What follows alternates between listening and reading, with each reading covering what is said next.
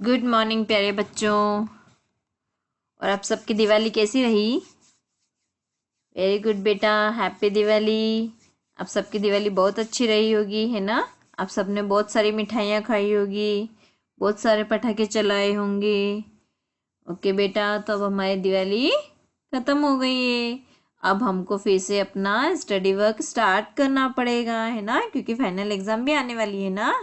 ठीक है बेटा, तो हम आज से फिर से अपना स्टडी वर्क स्टार्ट कर रहे हैं। ठीक है, तो हम कक्षा 5 का हिंदी का कौन सा चैप्टर, पाठ 5, जो कि हम पढ़ चुके थे, है ना? आप सभी को जहाँ तक पता हो हमने पाठ 5 पढ़ लिया था। क्या नाम था? मेरे बच्चों को क्या पढ़ाएं। ये एक पत्र था, है ना? इस पत्र में, ये पत्र किसने लिखा था अगर आपको पता हो तो? ये पत्र अब्राहम लिंकन ने लिखा था। और किसको लिखा था? हेडमास्टर साहब को लिखा था, है ना? और किस बारे में? उनके बेटे के बारे में लिखा था उन्होंने। ठीक है, तो ये प्रश्न, ये जो पार्ट था ये हमने पढ़ लिया था। इसके कुछ क्वेश्चन आंसर्स भी हमने कंप्लीट कर लिए थे। अब हमारा एक क्वेश्चन बचा था, वो मैं आज कंप्लीट करवा रही हूँ आपको। ठीक है, प्रश्न नंबर, अंग वाला प्रश्न है। ठीक है, बच्चों को क्या जानने के लिए समय देना चाहिए? तो इसमें बच्चों को यह जानने के लिए समय देना चाहिए कि मेहनत से कमाया हुआ धन मुफ्त के धन से भी अधिक कीमती होता है। ठीक है, मेहनत से कमाया हुआ जो धन होता है वो मुफ्त के धन से भी बहुत ज्यादा कीमती होता है। विजय और पराजय क्या है? विजय मतलब होता है जीतना, और पराजय मतलब हार, यानी कि हार और जीत क्या होती है। और प्रकृति के शाश्वत रहस्य को जानने के लिए भी कुछ पल देना चाहिए। ठीक है, प्रश्न नंबर 2 है, दिए गए शब्दों में से सही शब्द चुनकर वाक्य पूरे कीजिए। यहाँ पर आपको कुछ शब्द दिए गए हैं और यहाँ पर आपको वाक्य दिए गए हैं, तो इन वाक्यों को पूरा करना है। ठीक है, मेरा बच्चा भेड़ चाल की का शिकार न हो, तो क्या आएगा इसमें? प्रवृत्ति। ख है, कभी कभी आंखों से आंसू छलकना की बात नहीं है, तो शर्म की बात नहीं है। हमें निर्भीक बनने का होना चाहिए, साहस। पक्षी आकाश में कर रहे हैं, तो क्या कर रहे हैं? विचरण। विचरण मतलब होता है घूमना। प्रश्न नंबर 3 है, सही कथन पर सही तथा गलत कथन पर गलत का निशान लगाइए। क है, समाज में दुष्ट लोग भी है और सज्जन भी हैं, तो ये वाक्य क्या है? सही है ना? क्योंकि समाज में तरह तरह के लोग रहते हैं। हमें शोक विह्वल क्षणों में शोर मचाना चाहिए, तो ये वाक्य क्या है? गलत है। ठीक है, सुनी हुई बातों को कसौटी पर कसना चाहिए, यह वाक्य सही है। हमें सदैव कुछ करने को तत्पर रहना चाहिए, तत्पर रहना मतलब तैयार रहना चाहिए। ठीक है, तो ये वाक्य भी क्या है? सही है। प्रश्न नंबर 4 है, सही उत्तर पर सही का चिन्ह लगाइए। किस प्रकार कमाए हुए धन का मूल्य अधिक होता है? तो किस तरह से कमाए हुए धन का मूल्य ज्यादा होता है? तो मेहनत से। ठीक है, यहाँ दिया है चोरी से, छल कपट से, मेहनत से, या ये सभी से, तो मेहनत से कमाए हुए धन का मूल्य अधिक होता है। ख है, बच्चे को किस प्रवृत्ति का शिकार नहीं होना चाहिए? तो भेड़ चाल का। ठीक है, यानी कि सामने वाला वो कर रहा है, अगर हम भी वही करेंगे तो ये क्या होगा? भेड़ चाल। ठीक है, तो हमें भेड़ चाल का शिकार नहीं होना चाहिए। हमें कैसे क्षणों में भी हंसने की सामर्थ्य रखनी चाहिए? तो शोक विह्वल यानी कि दुख के क्षणों में भी हमें हंसने की सामर्थ्य होनी चाहिए। हमें क्या बनने का साहस होना चाहिए? तो हमें निर्भीक, निर्भीक मतलब होता है निडर बनना चाहिए। ठीक है, किसी से डरना नहीं चाहिए हमें। अगला है, यह पत्र किसने लिखा है? तो यह किसने लिखा है? बराक ओबामा ने, हेडमास्टर ने, अब्राहम लिंकन ने, या लिंकन के बेटे ने? तो किसने लिखा है? अब्राहम लिंकन ने लिखा है। ठीक है, अब अगला प्रश्न है पठित बोध। पठित बोध मतलब होता है पढ़ा हुआ। ठीक है ना, तो ये जो है ये लाइन्स हमारी पढ़ी हुई है, इन्हीं में से आपको क्वेश्चंस के आंसर देना है। याद रहे, आग की तपिश ही लोहे को इस्पात बनाती है। इसमें इतना साहस हो कि यह सदैव कुछ करने को तत्पर हो, और इसमें निर्भीक बनने का साहस हो। तो देखिए क वाला प्रश्न है, किसकी तपिश लोहे को इस्पात बनाती है? तो आग की तपिश लोहे को इस्पात बनाती है। ख है बालक में कैसा बनने का साहस हो, तो इसका उत्तर है बालक में निर्भीक बनने का साहस हो। ओके। ग है किसके लिए तत्पर रहने को कहा जा रहा है, तो सदैव कुछ करने के लिए तत्पर रहने को कहा जा रहा है। प्रश्न नंबर 6, अध्यापक या अध्यापिका निम्नलिखित अनुच्छेद का श्रुत लेख लें। तो बेटा आप सभी मम्मा पापा से बोलिएगा कि वो आपके लिए ये अनुच्छेद रीड करेंगे, बोलेंगे और आपको उसको लिखना है। ठीक है बेटा, तो आप सभी ये वर्क जरूर कीजिएगा, है ना। इससे आपकी हैंड राइटिंग में भी इम्प्रूवमेंट होगा और मात्रा मिस्टेक भी आपका पता चल जाएगा कि आप कहाँ मात्रा मिस्टेक कर रहे हो। ठीक है बेटा। प्रश्न नंबर 7 है, निम्नलिखित शब्दों का वाक्य में प्रयोग कीजिए। तो देखो स्वार्थी, तो क्या वाक्य बनाओगे आप, हमें स्वार्थी नहीं बनना चाहिए। स्वार्थी मतलब होता है मतलबी, सिर्फ हमें हमारे मतलब के लिए ही किसी से बात या किसी से काम नहीं करवाना चाहिए। ठीक है। कीमती, समय बहुत कीमती होता है, इसलिए हमें इसका सदुपयोग करना चाहिए। गहे शिकार, हमें भेड़चाल की प्रवृत्ति का शिकार नहीं बनना चाहिए। ठीक है, या फिर हमें जानवरों का शिकार नहीं करना चाहिए। जो भी वाक्य आप बनाओ बस इतना सा ध्यान रखना है कि ये शब्द आपके वाक्य में आना चाहिए। उद्देश्य, अगर हमारा उद्देश्य उचित है तो उसके लिए जी जान से लड़ें। सदैव, हमें सदैव कुछ करने के लिए तत्पर रहना चाहिए। अब हमारा आता है भाषा का संसार। प्रश्न नंबर 1 है, वर्ण संयोजन कीजिए। संयोजन मतलब होता है जोड़ना। ओके, तो आपको वर्णों को जोड़ना है। तो फर्स्ट क्या बनेगा, द उ श ट अ, तो क्या बना, दुष्ट। ठीक है। अगला है न य आ य अ, ठीक है, तो क्या बना, न्याय। क ओ म अ ल अ, तो क्या बना, कोमल। व ई ज अ य अ, तो देखो व में छोटी है ना, तो व में छोटी की मात्रा वी। ज अ, तो क्या बना, ज। य अ, तो क्या बना, य। तो क्या बना, विजय। इस तरह से आपको कंप्लीट करना है।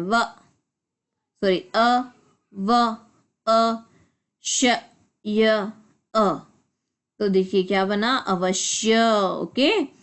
नेक्स्ट है प्रश्न नंबर 2, अनुस्वार या अनुनासिक का चिन्ह लगाकर शब्दों को दोबारा लिखिए। आपको अनुनासिक या अनुस्वार का चिन्ह लगाना है। ठीक है।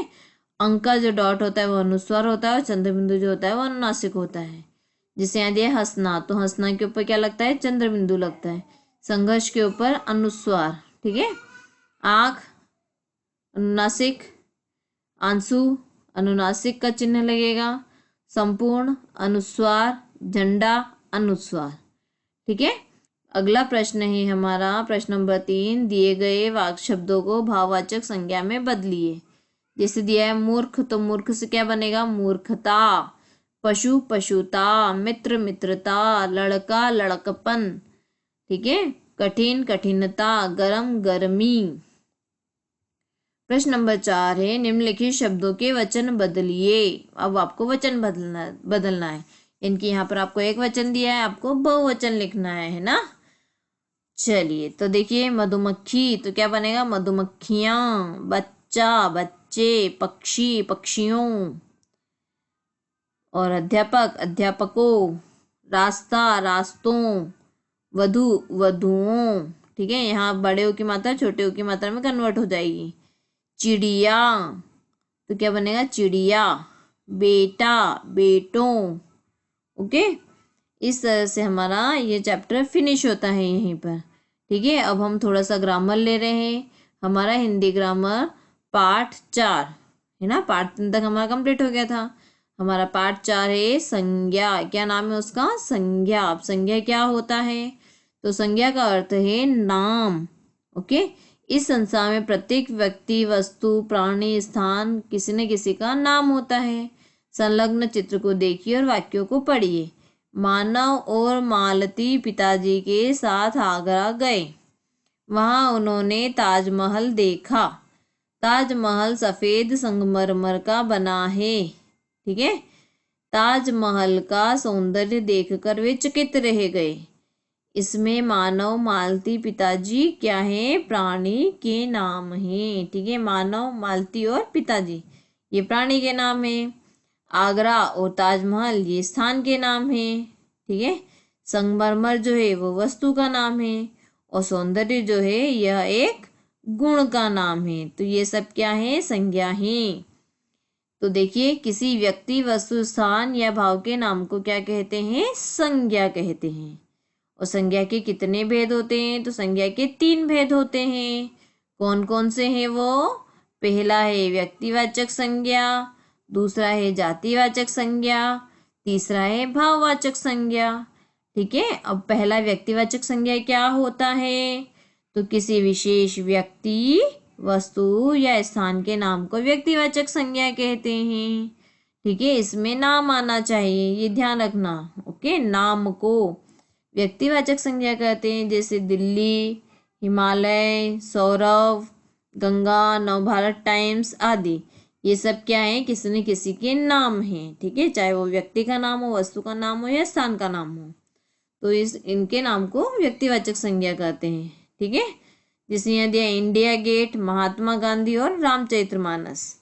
तो इंडिया गेट क्या है? एक विशेष स्थान का नाम है। महात्मा गांधी एक विशेष व्यक्ति का नाम है, तथा रामचरितमानस एक विशेष ग्रंथ का नाम है। अतः ये सभी क्या है? व्यक्तिवाचक संज्ञा है। अब हम आते हैं जातिवाचक संज्ञा पे। तो देखिए, जातिवाचक संज्ञा क्या होती है? जो शब्द किसी जाति या वर्ग का बोध कराता है, संपूर्ण जाति का बोध कराता है, ठीक है, उन्हें कहते हैं वे जातिवाचक संज्ञा। जैसे बच्चा। अब बच्चा क्या?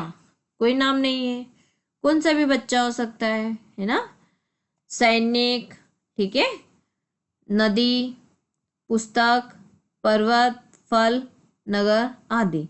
तो यहाँ पर किसी का कोई नाम नहीं दिया है, ठीक है, पर्टिकुलर किसी का नाम नहीं दिया है। तो ये क्या होती है? जातिवाचक संज्ञा होती है। जैसे पुस्तक, तो पुस्तक क्या है? संपूर्ण पुस्तक जाति का बोध करा रहा है वो। ठीक है, यहाँ पुस्तक का नाम नहीं दिया है कि गणित की किताब है, गणित की पुस्तक है, हिंदी की पुस्तक है, कौन सी पुस्तक। ओके, तो यहाँ आप सभी को ये बात समझ में आ गई होगी, जहाँ पूरी जाति का बोध होता है वहाँ जातिवाचक संज्ञा होती है, और जहाँ किसी का पर्टिकुलर नाम आ जाता है वो व्यक्तिवाचक संज्ञा होती है। ठीक है। जैसे सब्जी, तो यहाँ सब्जी में किसी का नाम नहीं दिया है ना, पूरी सभी को क्या बोल दिया? सब्जी। पशु, पशु में किसी का नाम नहीं दिया है। ठीक है। मंदिर, तो यहाँ मंदिर में भी किसी का नाम नहीं दिया है, कौन सा मंदिर है। ठीक है। तो देखिए, सब्जी, पशु और मंदिर शब्द सभी प्रकार के सब्जियों, पशु, मंदिरों का बोध करा रहे हैं, न कि किसी एक विशेष का। ये अतः ये जातिवाचक संज्ञा है। विशेष जातिवाचक संज्ञा के 2 भेद होते हैं, समुदायवाचक संज्ञा और दूसरा होता है द्रव्यवाचक संज्ञा। ठीक है। तो पहला समुदायवाचक संज्ञा क्या होता है? जिस संज्ञा शब्द से व्यक्तियों या वस्तुओं के एक समूह या समुदाय का बोध हो, उस समुदायवाचक संज्ञा कहते हैं। जैसे मेला, सेना, सभा, कमेटी, दल आदि शब्द मनुष्यों के एक बहुत बड़े समूह को इंगित करता है। ठीक है, एक बहुत बड़ा ग्रुप जो हो जाता है, समूह हो जाता है, वो समुदायवाचक संज्ञा होती है। अब द्रव्यवाचक से ही पता चल रहा है। ठीक है। तो देखो, द्रव्य क्या होता है? जिस संज्ञा शब्द से द्रव्य पदार्थों या धातुओं के नाम का बोध हो। ठीक है। द्रव्य में तो आपको पता है, जैसे पानी, तेल, घी, ये सब क्या होते हैं? द्रव्य होते हैं, लिक्विड होते हैं। और धातु जैसे सोना, चांदी, तांबा, ये सब क्या होते हैं? धातु होते हैं। ठीक है। तो इनका बोध हो तो उन्हें द्रव्यवाचक संज्ञा कहते हैं। समुदायवाचक तथा द्रव्यवाचक संज्ञाओं को अब जातिवाचक संज्ञा के अंतर्गत मान लिया गया है। ठीक है। अब हम आते हैं थर्ड, भाववाचक संज्ञा पर। तो देखिए, हमारी भाववाचक संज्ञा क्या है? जो शब्द किसी के गुण, दोष, दशा या भाव आदि का बोध कराते हैं, उन्हें भाववाचक संज्ञा कहते हैं। जैसे वीरता, मूर्खता, बुढ़ापा, क्रोध, ईमानदारी, सफलता आदि। इनकी भाववाचक संज्ञा मतलब फीलिंग्स, ठीक है ना, जिनको हम केवल महसूस कर सकते हैं, छू नहीं सकते हैं, देख नहीं सकते हैं, उनको बोलते हैं भाववाचक संज्ञा। जैसे यहाँ दिया है, बच्चे खुशी से ताली बजाने लगे, है ना, खुशी से ताली बजाने लगे।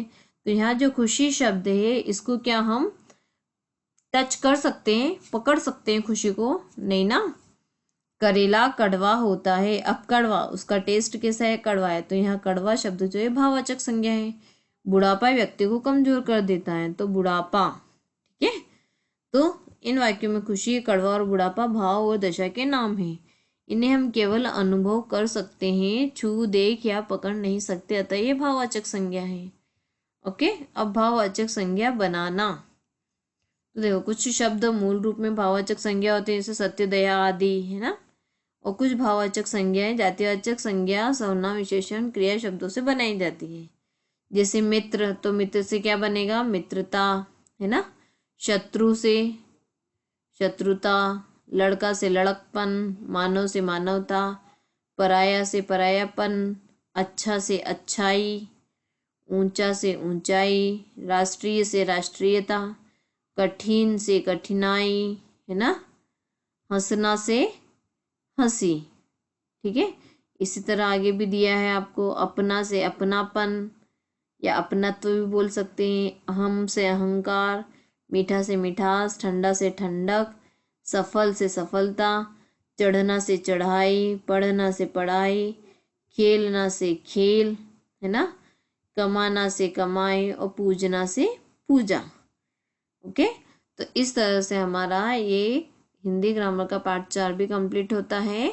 इसके क्वेश्चन आंसर हम नेक्स्ट वीडियो में, नेक्स्ट लेक्चर में करेंगे। ओके बेटा, यहाँ पर मैं आपको एक एक्टिविटी वर्क दे रही हूँ, वो आप सभी को एक A4 साइज वाली शीट में कंप्लीट करना है, ठीक है। ऊपर ही ऊपर आपको अपना नाम डालना है, कक्षा डालनी है, ठीक है, और सब्जेक्ट डालना है ना। और इसमें आपको एक्टिविटी डालनी है। तो देखो, एक्टिविटी क्या है? संज्ञा, संज्ञा एक्टिविटी है ये, ठीक है। तो यहाँ पर संज्ञा के भेद दिए हैं आपको। 3 टाइप्स की संज्ञा होती है, तो यहाँ पर तीनों भेद लिखना है आपको। फिर फर्स्ट वाला जो भेद है, फर्स्ट वाला जो प्रकार व्यक्तिवाचक संज्ञा, यहाँ पर उसकी आपको परिभाषा लिखनी है और 2 एग्जाम्पल लिखना है, ठीक है। दूसरा है जातिवाचक संज्ञा, तो यहाँ जातिवाचक संज्ञा की आपको परिभाषा लिखनी है और उनके उदाहरण लिखना है। तीसरा है भाववाचक संज्ञा, उसकी परिभाषा लिखनी है और यहाँ पर आपको उदाहरण कंप्लीट करना है। तो इस तरह से ये आपका एक्टिविटी कंप्लीट होगा। और बेटा, ये एक्टिविटी ज़रूर आप सबमिट कराइएगा, अदरवाइज आपके मार्क्स कैंसिल हो जाएंगे, ठीक है ना। तो अगर आपको अच्छे से मार्क्स चाहिए हो तो आप अच्छे से सुंदर हैंड राइटिंग में A4 साइज की शीट में ये एक्टिविटी कंप्लीट कीजिएगा। और बच्चों, आप अपना नाम लिखना मत भूलिएगा, ठीक है बच्चों। ओके, बाय बेटा, टेक केयर बच्चों।